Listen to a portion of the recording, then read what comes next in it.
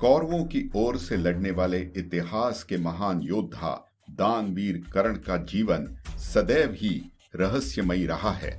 वैसे तो कर्ण को दुर्योधन का परम मित्र माना जाता है, लेकिन उनके चरित्र का वर्णन सदैव इतिहास की महान हस्ती के रूप में किया गया है। आइए जानते हैं इसी कर्ण के जीवन से जुड़ी कुछ ऐसी बातें जिनके बारे में केवल बहुत ही कम लोग जानते हैं। 1. उनका राधेय नाम का रहस्य। कुमारी कुंती का पुत्र नदी में बहाकर उस स्थान पर जा पहुंचा जहां भीष्म के सारथी अधिरथ स्नान कर रहे थे। अधिरथ पुत्र की प्राप्ति के लिए तड़प रहे थे। तभी शरीर पर सोने का कवच और कानों में कुंडल के साथ नदी पर तैरते हुए बच्चे को देखकर वे बहुत प्रसन्न हुए। उन्होंने और उनकी पत्नी राधा ने इसे भगवान का आशीर्वाद मानकर उस बच्चे को अपना पुत्र मान लिया। इस प्रकार कौन्तेय कुंती का पुत्र राधेय यानी राधा का पुत्र बन गया। 2. कर्ण का परिवार। हालांकि कर्ण के विवाह का विस्तृत वर्णन महाभारत में नहीं मिलता, पर अनेकों लोक कथाओं में उनकी 2 पत्नियों का जिक्र मिलता है, जिसमें से पहली पत्नी का नाम वृषाली और दूसरी का सुप्रिया माना जाता है। वृषाली कर्ण के पिता अधिरथ द्वारा चुनी हुई थी, जो स्वयं एक सूत पुत्री थी, और वहीं सुप्रिया दुर्योधन की पत्नी भानुमति की दोस्त थी। सुप्रिया को ही उर्वी या पद्मावती कहा जाता है। अपनी दोनों पत्नियों से कर्ण को 9 पुत्र प्राप्त हुए थे, जिनमें से 8 पुत्र कुरुक्षेत्र के युद्ध में पांडवों के हाथों मारे गए। उनमें से केवल वृषकेतु था जो युद्ध में बच गया और बाद में वह अर्जुन का प्रिय बना। 3. श्री कृष्ण की लीला। कृष्ण ने एक बूढ़े ब्राह्मण का रूप धारण कर कर्ण से दान में उनके सारे जीवन में कमाया हुआ पुण्य मांगा। कर्ण ने तुरंत उस ब्राह्मण को मांगा हुआ दान दे दिया। कर्ण का यह निस्वार्थ कार्य देख श्री कृष्ण ने कर्ण को अपने विश्व रूप का दर्शन दिया। 4. कर्ण ने दिया था माता को दान। कर्ण ने अपनी माता कुंती को भी अभय दान दिया था, जिसमें उन्होंने कुंती को दान स्वरूप ये वचन दिया था कि वे हमेशा 5 पुत्रों की माता रहेंगी। उन्होंने कहा था कि वे उनके अन्य 4 पुत्रों का कभी वध नहीं करेंगे। उनके सभी पुत्रों में से या तो अर्जुन की मृत्यु होगी या फिर वो स्वयं मारे जाएंगे। 5. मद्र देश के राजा शल्य थे कर्ण के सारथी। वास्तव में राजा शल्य नकुल और सहदेव के मामाश्री थे और वो पहले से ही कौरवों के विरोधी थे, पर कौरवों के छल के चलते उन्हें उनका साथ देना पड़ा। वो कर्ण से घृणा करते थे और उन्हें सूत पुत्र कहकर अपमानित करते थे।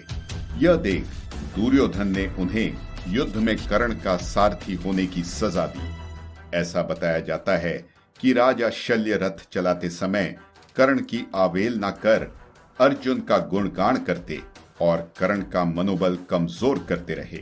इससे तंग आकर कर्ण रथ से उतरकर युद्ध लड़ने लगे, पर युद्ध नियम के चलते वे फिर से रथ पर चढ़ गए और अपना युद्ध प्रारंभ किया। 6. द्रौपदी के बारे में अपशब्द। द्रौपदी के वस्त्र हरण के समय द्रौपदी से धर्म की बात छिड़ने पर कर्ण ने उन्हें वैश्या कहकर संबोधा था, जिसके बाद उन्हें श्री कृष्ण द्वारा इसका पश्चाताप भी करना पड़ा। 7. नकुल और सहदेव ने बचाए थे कर्ण के प्राण।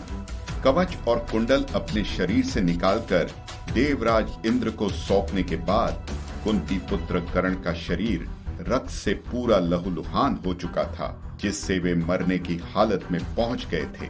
ये सब देख माता कुंती ने अपने इस पुत्र के रक्षा हेतु अपने दूसरे 2 पुत्र नकुल और सहदेव को बुलाकर उन्हें अपनी विद्या से कर्ण के घाव ठीक करने को कहा। कर्ण विरोधी पक्ष के होते हुए भी केवल अपने मां के वचन हेतु नकुल और सहदेव ने कर्ण की मदद की और उन्हें जीवन दान दिया, जिसके बाद कर्ण ने उनका धन्यवाद भी किया। 8. 11 दिन तक नहीं लड़ा था युद्ध। पितामह भीष्म जानते थे कि कर्ण एक सूत पुत्र है, इसलिए वे युद्ध में कर्ण के सहभाग से नाखुश थे, पर दुर्योधन के उसे युद्ध में शामिल करने के हट के चलते उन्होंने कहा कि जब तक मैं स्वयं युद्ध भूमि में मौजूद हूं, तब तक कर्ण युद्ध में प्रवेश नहीं कर सकता।